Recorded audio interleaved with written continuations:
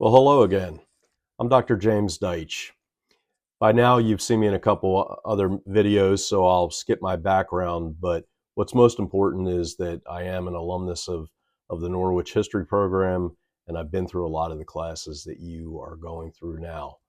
So I'll offer some insight as to my experience while I give you a little bit about what to expect in this coming week. This week, week number 7, we're going to talk about historiography, again, of course, but this time we're going to look at a few schools of thought.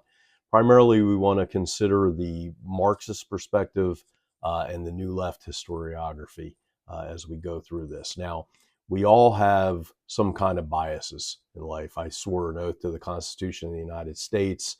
I'm an American.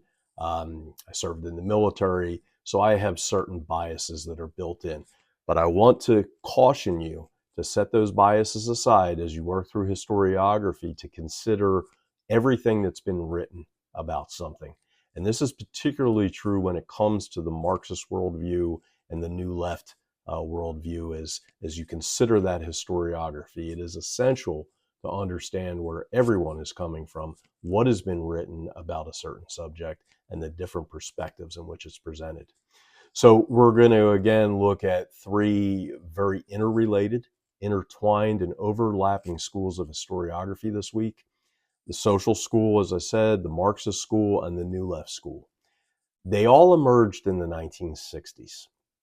Now, that may seem counterintuitive because, of course, Karl Marx was much earlier in the 20th century, but these schools of historiography basically emerged in the 1960s. They shared several themes, but they used very similar primary source materials, and that is very important as you consider the material that you're going through, the sources that you're going through.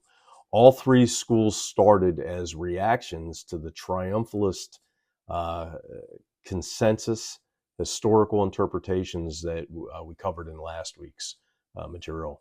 They also were reactions to the Vietnam War and other social movements that were going on in the 1960s.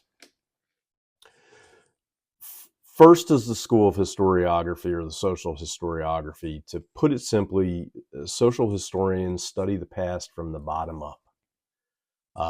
They focus on the average, everyday, common person's experiences, their beliefs, their standards of living, activities, their ways of life. Their religious practices are essential, family relationships, emotions, finances, occupations, and other topics that deal with really a non-elite perspective.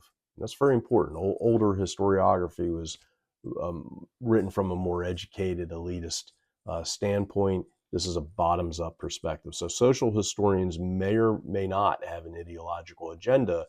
They may simply be documenting and analyzing new topics that no one else has covered before. The only real limit for social historians is the availability of the primary sources. Until the last few centuries, social history has been tough to study because of the dearth of written sources such as diaries and memoirs.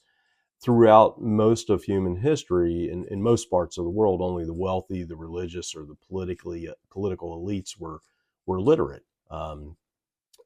Only they had the spare time to read books, to write memoirs and books of their own. Common people often were not literate or could not afford books or the time to write, or even if they were literate. In studying these modern these pre-modern eras, really, social historians need to look at artifacts and utilize archaeological, anthropological methodologies to figure out what everyday life was like for them. They also read classical texts and histories and extrapolated out what commoners' lives might have been like from what the elites said about them. The opportunities to find more written primary sources increased after the invention of the printing press around 1440. With the subsequent availability of inexpensive books, literacy rates did rise. And, remember, we can attribute a lot of that also to the Protestant Reformation.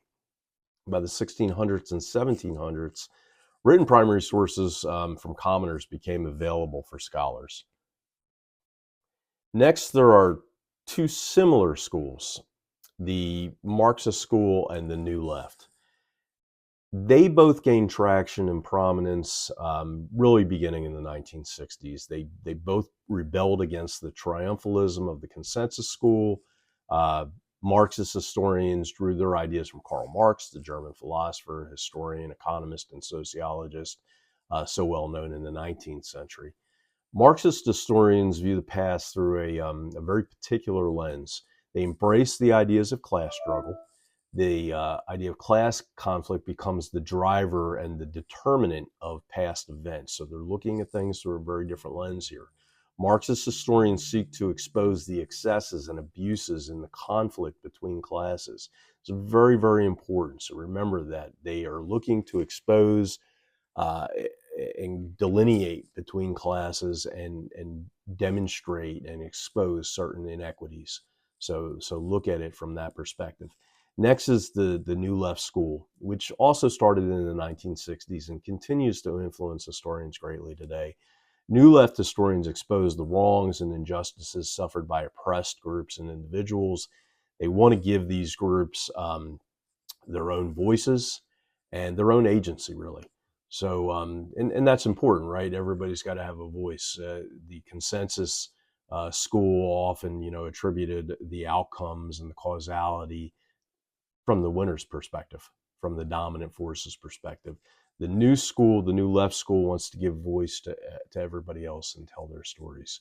They want to give these groups their own voices, their own agencies. New Left historians expand on the Marxist historians' reach to include social, cultural, political, diplomatic, economic, military, environmental abuses of nations, groups, and peoples.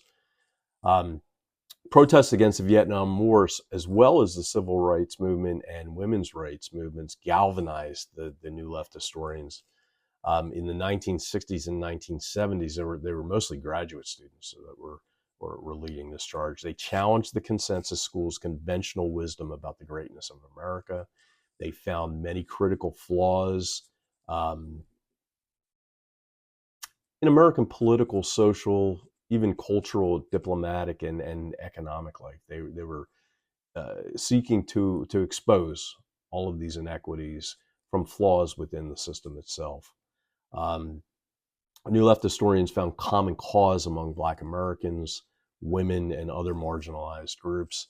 And it is also worth noting, in order to write their histories, the New Left historians used many of the same techniques and sources as social historians.